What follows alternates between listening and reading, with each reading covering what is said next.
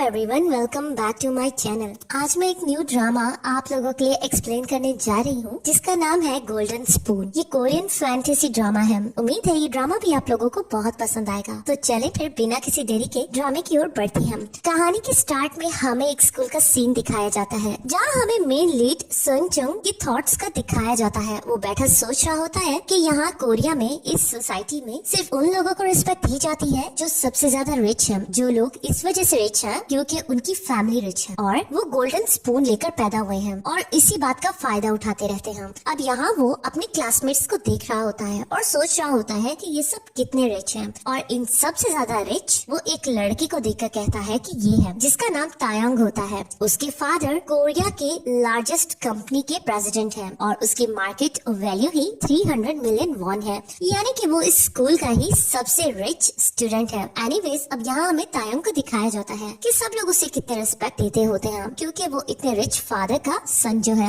Anyways, उसके बाद हमें सन चुंग के लाइफ का स्ट्रगल्स का दिखाया जाता है कि वो स्कूल के बाद किस तरह पार्ट टाइम जॉब्स करता होता है और कितनी मुश्किल से वो अपना गुजारा करता है। यहाँ वो हर चीज को तरसता है। जैसे जाते हुए वो एक क्लास के बाहर खड़ा हो जाता है क्योंकि वो लेक्चर अफोर्ड नहीं कर सकता है और इसलिए वो बाहर ही खड़ा होकर सुनता रहता है। बॉक्सेस में पड़े हुए लेक्चर नोट्स को वो देखकर खुश हो जाता है और सोचता है कि वो इन्हीं लेक्चर नोट्स को देखकर समझ जाएगा और गुजारा कर लेगा। एनीवेज, अब हमें इसकी फैमिली के बारे में भी बताया जाता है कि उसका फादर जॉबलेस है और एक वेबटून राइटर रह चुका है। उसकी मॉम वेट्रेस है और उसकी एक बहन भी है, यानी कि वो लोग बहुत ज्यादा गरीब हैं। अब सीन शिफ्ट होता है और हमें दिखाया जाता है कि सन चंग नाइट शिफ्ट कर रहा होता है एज अ सेल्समैन और यहाँ पे उसका एक फ्रेंड आता है जो कि उसी की तरह गरीब है। वो उसे कहता है कि उसने वो शूज खरीद लिए हैं जिनको कब से वो लेने की सोच रहा था। यहाँ पर सन चंग बहुत हैरान होता है और उसे कहता है कि मैं तुमसे कभी कभी शूज बोरो कर लूंगा। यहाँ पर उसका फ्रेंड उसे कहता है कि तुम ये रख लो। सन चंग बहुत हैरान हो जाता है उसके इस बिहेवियर पे, तो वो उसे कहता है मैं मजाक कर रहा था, मैंने इतने महंगे शूज इसलिए नहीं लिए कि मैं तुम्हें दे दूं। अब उसके बाद वो बाहर जाते हुए सन चंग को बहुत गौर से देख रहा होता है।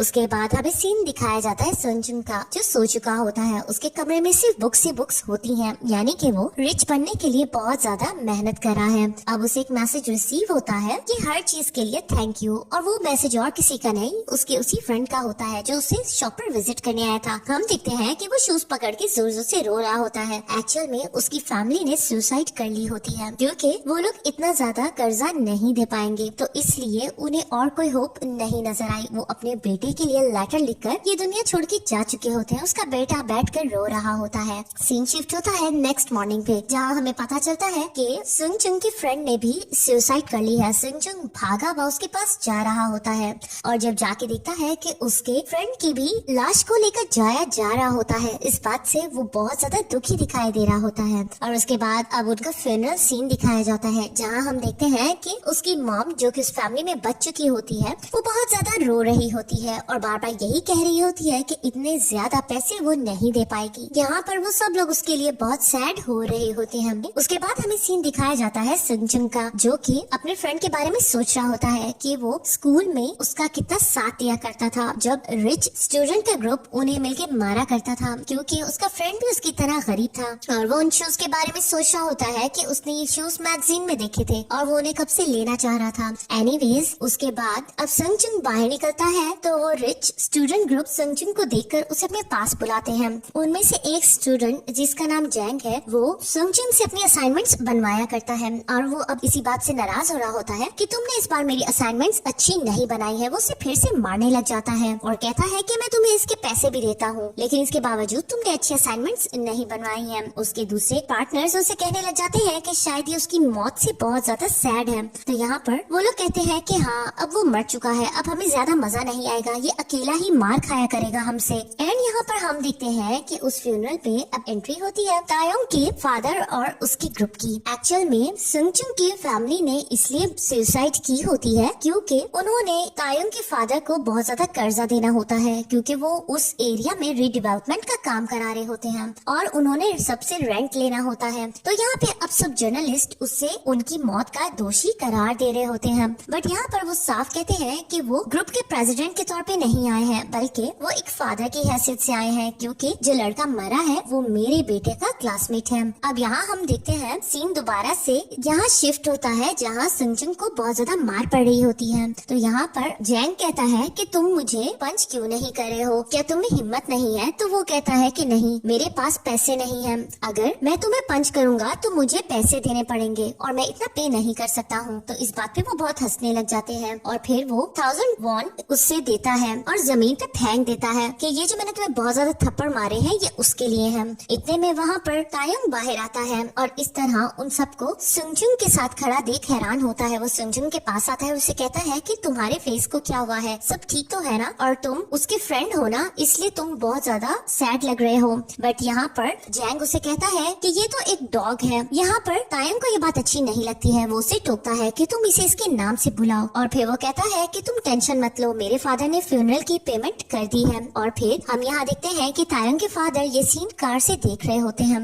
सबके जाने के बाद सुंगजुन जल्दी से वो पैसे उठा लेता है, उसके फादर ये सब देख लेते हैं। अब वो कार में आके बैठता है, उसके फादर उससे पूछते हैं कि क्या ये तुम्हारा फ्रेंड है? तो वो कहता है मेरा फ्रेंड तो नहीं है, मेरा क्लासमेट है। तो यहाँ पर उसका फादर उसे कहता है कि तुम्हें फ्रेंड्स नहीं बनाने चाहिए, पता है तुम कितनी बड़ी कंपनी के मालिक बनने वाले हो और तुम्हारा कुछ टाइम भी तुम्हें नुकसान दे सकता है, उस कंपनी को नुकसान दे सकता है। And then friend scene shift होता है और हम यहाँ देखते हैं सुनचुंग पर एक और न्यू लड़की हेल्पर आती है जिसका नाम जूही है। सुनचुंग उसे सारा काम बता रहा होता है कि किस तरह उसने चीजों को ऑर्गेनाइज करके रखना है और वो उसका सूटकेस देखता है और कहता है ऐसा लग रहा है कि तुम अपने घर से भाग कर आई हो। अब वो उससे पूछती है कि ये तुम्हारे फेस पर निशान किस चीज का है, बट सुनचुंग उसे कुछ नहीं बताता है और कहता है कि तुम्हें अपने काम से काम रखना चाहिए। इतने में एक आदमी अंदर दाखिल होता है और उसके इनको जोर से फेंकता है। जूही बहुत मुस्कुरा के उससे वेलकम करती है तो सुनचुंग उससे टोकता है और कहता है कि दोबारा इस तरह मत मुस्कुराना क्योंकि मैं इससे एग्जॉस्टेड हो जाऊंगा। यहाँ पे वो केन उठा के वापस फेंकता है। तो यहाँ पर हम देखते हैं कि जूही उससे ज्यादा देख रही होती है और सोचती है कि ये बहुत ज्यादा कूल है, ये हमारी मेन फीमेल लीड है। अब यहाँ पर हर न्यूज पर इसी सुसाइड केस के बारे में दिखाया जा रहा होता है। इतने में हम देखते हैं सुनचुंग की फैमिली का, जिसके घर पर रेंट लेने के लिए लोग पहुंचे हुए होते हैं और वो उसे बहुत तंग कर रहे होते हैं। उसकी मॉम और उसकी बहन यही कह रहे होते हैं कि वो जल्दी दे देंगे, बट वो लोग नहीं मान रहे हैं। तो उसके फादर चुप के बैठे होते हैं। इतने में सुनचुंग अंदर आता है और वो उन्हें हेलो किए बगैर आगे जाता है। वो देखता है उसका फादर छुपा हुआ है तो वो उन लोगों को बता देता है कि मेरा फादर यहाँ छुपा हुआ है। अब यहाँ पे उसका फादर बाहर निकलता है एंड वो अंदर जाके उन पैसों को अपने मनी बॉक्स में रखता है। यहाँ पर उसकी बहन को बहुत गुस्सा आता है, वो अंदर आती है और इतने पैसे देखकर उस पर गुस्सा करने लग जाती है और उसे कहती है कि तुम्हें फादर की हेल्प करनी चाहिए थी। तो वो कहता है कि मैं हर बार उनकी हेल्प करता हूँ, मैं और ज्यादा उनकी हेल्प नहीं कर सकता हूँ, मैंने कुछ अपने लिए भी करना है। उसकी बहन इस बात से बहुत ज्यादा गुस्सा करती है और बाहर चली जाती है। जाके मॉम डैड को कहती है आप लोग इसे कुछ क्यों नहीं कहते हो, बट उसके मॉम डैड उसे कुछ भी नहीं कहते हैं, वो चुप करके अपना काम करते रहते हैं। यहाँ हम सुनचुंग के फादर को देखते हैं जो कि वेबटून बना रहा होता है और उसे राइट कर रहा होता है। सीन शिफ्ट होता है तायोंग पर जो उसी वेबटून को रीड कर रहा होता है और बहुत ज्यादा हंस रहा होता है। उसे वो बहुत पसंद आ रही होती है और कहता है कि इस राइटर ने ये बहुत अच्छे कॉमिक्स लिखे हैं। उसका बॉडीगार्ड साथ खड़ा होता है और वो कहता है कि अगर प्रेसिडेंट ने ये देख लिया तो वो आपको नहीं छोड़ेंगे। वो कहता है कि तुम प्रेसिडेंट को ये बात मत बताना, मैंने इसीलिए तुम्हें यहाँ खड़ा किया है कि अगर वो आने लगेंगे तो तुम मुझे इन्फॉर्म कर देना। फिर वो कहता है कि आपने वो रिपोर्ट्स पढ़ी जो प्रेसिडेंट ने आपको पढ़ने के लिए कहा था। ये बात सुन के तायंग बहुत ज्यादा डर जाता है और कहता है कि मुझे वो याद नहीं रहा था। अब वो जल्दी से उन डॉक्यूमेंट्स को देखने लगता है बट कंप्यूटर पर वो कॉमिक लगी रह जाती है। उसका फादर आके ये सीन देख लेता है। यहाँ तायंग बहुत डरा हुआ नजर आ रहा होता है। अब उसका फादर उन डॉक्यूमेंट्स को लेकर खड़ा होता है जो उसने उसे पढ़ने के लिए कहा था। यहाँ हमें तायंग का दिखाया जाता है जो अपने फादर से बहुत ज्यादा डरा हुआ दिखाई दे रहा होता है और उसका फादर गुस्से से खड़ा होता है। अब उसका फादर उसे कहता है कि तुम्हारे पास इतना टाइम नहीं था कि तुम इन्हें पढ़ लो। यहाँ पर हम देखते हैं कि तायंग अपने नेल्स की पीसेस कर रहा होता है। साफ नजर आ रहा होता है कि उनका रिलेशन आपस में अच्छा नहीं है। उसका फादर नाराज होकर जाने लगता है तो वो उससे माफी मांगने लग जाता है बट उसका फादर कहता है कि तुम्हें ये रिस्पॉन्सिबिलिटी लेनी पड़ेगी, यानी कि उसे सजा मिलेगी। वो बाहर जाता है तो हमें तायंग का सीन दिखाया जाता है कि उसे एंजाइटी अटैक हो रहा होता है। वो जल्दी से टैबलेट लेने लग जाता है। यहाँ हमें साफ नजर आता है कि तायंग कुछ साइको हो चुका है क्योंकि उसके फादर उस पर बहुत ज्यादा गुस्सा करते हैं और सख्ती करते हैं।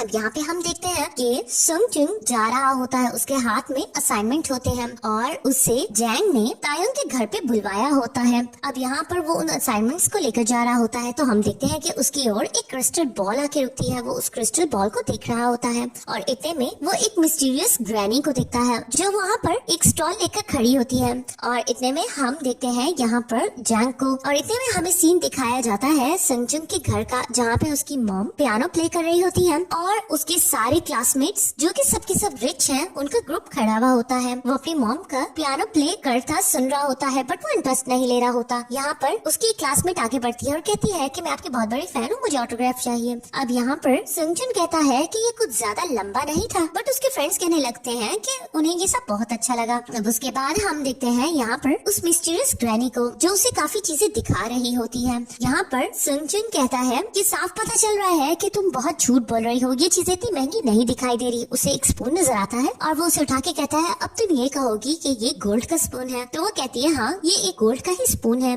और ये ऐसा स्पून है जो एक इंसान को रिच बना देता है और वो अपने पेरेंट्स को दूसरों के पेरेंट्स से स्वाइप भी कर सकता है। इस बात पे वो बहुत हैरान होता है और कहता है ये किस तरह हो सकता है, ये झूठ है, कौन चाहेगा अपने पेरेंट्स को चेंज करना। तो वो कहती है क्या तुम रिच नहीं होने चाहते हो, तुम अपनी एज के किसी लड़के को देखो जो बहुत ज्यादा रिच है और उसके साथ सिर्फ 3 दफा इसी स्पून से खाना खाओ तो तुम्हारी लाइफ उसकी लाइफ हो जाएगी, तुम्हारे पेरेंट्स उसके पेरेंट्स हो जाएंगे और तुम्हें उसके पेरेंट्स मिल जाएंगे और इस तरह तुम रिच हो जाओगे। बस तुमने मुझे 30 वॉन देने हैं। अब यहाँ पर हम देखते हैं कि सुंगजुन वो स्पून ले लेता है और वो तायोंग के घर जाता है जो कि बहुत बड़ा होता है और वो ये देखकर हैरान हो रहा होता है। अंदर जाते हुए उससे सर्वेंट उस रूम में ले जाती है जहाँ ये सब रिच पीपल होते हैं। उसकी मॉम ये देखकर हैरान हो जाती है और कहती है कि मैंने तुम्हें पहले कभी नहीं देखा, तुम कौन हो और तुम क्यों आए हो, क्योंकि उसकी ड्रेसिंग अच्छी नहीं होती। तो जैंग कहता है मैंने इसे बुलाया है, मुझे इसे बहुत इंपॉर्टेंट काम था। वो उठता है और उससे अपनी असाइनमेंट लेता है और फिर उससे कुछ पैसे निकाल के देता है। वो उसे पैसे लेने लगता है बट वो बहुत ही प्राउड से उसे वो पैसे देता है। अब यहाँ पर सुंगजुन जाने लगता है, उसे बहुत इंसल्ट फील हो रही होती है पर तायंग उसे रोकता है और कहता है कि तुम अब आ ही गए हो तो तुम यहाँ खाना खा के जाओ, तुम भी अपने आप को गेस्ट समझो, क्योंकि उसे अच्छा नहीं लगता जिस तरह जैंग ने उसकी इंसल्ट की होती है। अब टेबल लग जाता है तो यहाँ पर जैंग सुंगजुन को बुरा फील कराने के लिए उसके लिए बुरी बातें कर रहा होता है। तायंग को ये अच्छा नहीं लगता है तो वो उससे टोकता है और कहता है कि अगर तुमने इसके बारे में दोबारा कुछ बोला तो मैं तुम्हें यहाँ नहीं बैठने दूंगा। अब तायंग सुंगजुन से बहुत फ्री होने की कोशिश कर रहा होता है और उससे पूछता है तुम्हारे फादर क्या करते हैं, तो वो बताता है कि मेरे फादर कॉमिक आर्टिस्ट है। इस बात पे वो बहुत खुश हो जाता है और कहता है कि मुझे भी वेबटून्स बहुत अच्छे लगते हैं, मुझे उन्हें ड्रॉ करना अच्छा लगता है। बट यहाँ सब लोग उसके फादर की उसकी इंसल्ट करने लग जाते हैं। अब जब स्पून आके